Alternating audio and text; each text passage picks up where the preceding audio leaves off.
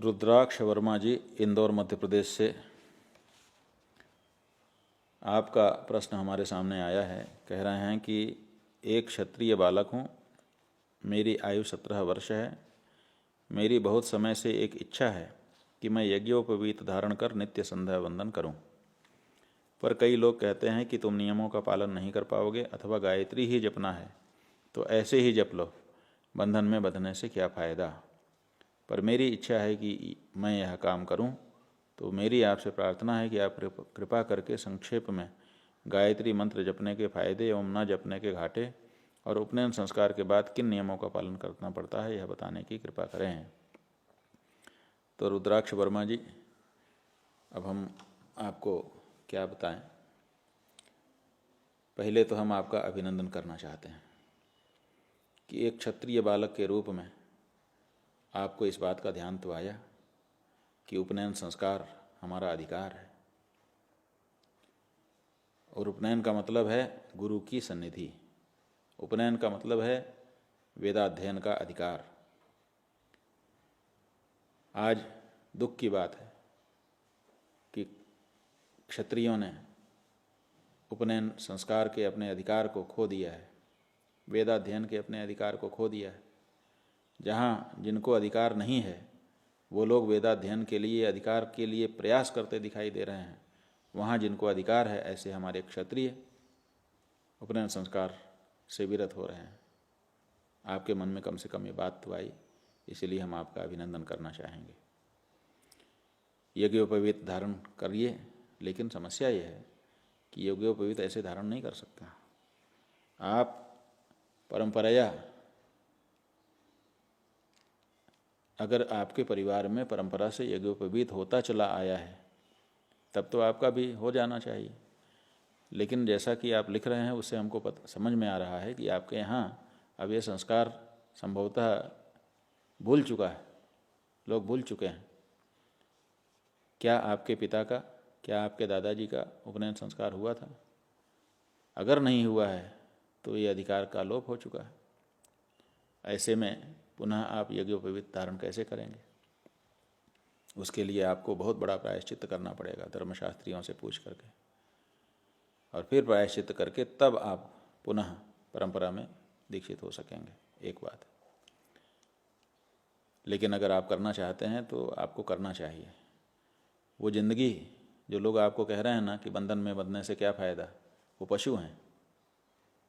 जैसे पशु कोई नियम नहीं मानता, कोई संविधान नहीं मानता, जहाँ जो मिल जाता है वही खा लेता है, कहीं भी मलमूत्र कर देता है, कहीं भी सो जाता है। इस तरह से आप होना चाहते हैं क्या?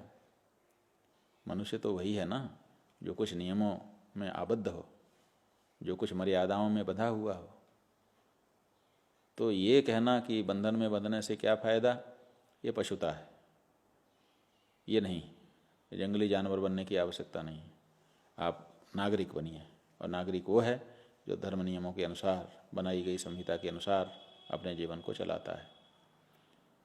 तो आप उपनयन संस्कार कराइए, उपनयन संस्कार करके संध्या वंदन करिए और जीवन पर्यंत दृढ़ता से उसका पालन करिए। और अपने बच्चों को भी संस्कार दीजिए कि हमारे जो अधिकार हैं उन अधिकारों को हम नहीं खोएंगे, हम वेदाध्ययन करेंगे, हम शास्त्राध्ययन करेंगे और भारतीय संस्कृति के पुरोधा बनेंगे। हम समझते हैं कि आप कह रहे हैं कि गायत्री मंत्र जपने का फ़ायदा और ना फ़ायदा, तो अब जब फ़ायदा और ना फ़ायदा की बात नहीं है, वो आपका अधिकार है। निष्कारण करिए।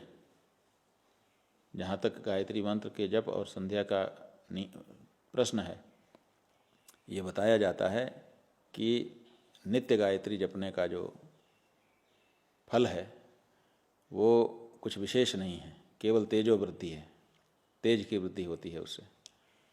लेकिन न करने से दोष लगता है।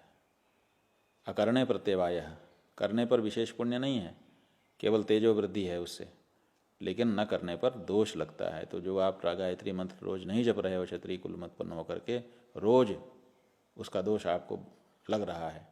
और वो दोष कितना इकट्ठा हो गया होगा, कितने दिन से आप लोग अपने अधिकार को छोड़ करके मनमाना कर रहे हो। तो वो जो दोष है वो उसकी ढेरी लग चुकी है। तो गायत्री मंत्र जब आप जपेंगे तो वो ढेरी एक तो खत्म होगी और दूसरे तेज की आपकी वृद्धि होगी। नहीं जपेंगे तो हमने बता दिया, नहीं जपेंगे तो आपका रोज़ थोड़ा थोड़ा दोष, थोड़ा थोड़ा पाप बढ़ रहा है, वो बहुत इकट्ठा हो जाएगा, तो उसका क्या फल होगा आप ही समझ लीजिए। और उपनयन संस्कार के बाद किन नियमों का पालन करना पड़ता है, ये क्या बताएं, बहुत सारे नियम हैं, लेकिन मूल बात हम आपको बता देते हैं कि सात्विक जीवन जीना चाहिए ऐसे एक प्रत्येक व्यक्ति को जिसको ज्ञान की प्राप्ति करनी है, और उपनयन ज्ञान प्राप्ति में सहयोगी है। इसलिए सात्विक जीवन आप जिए।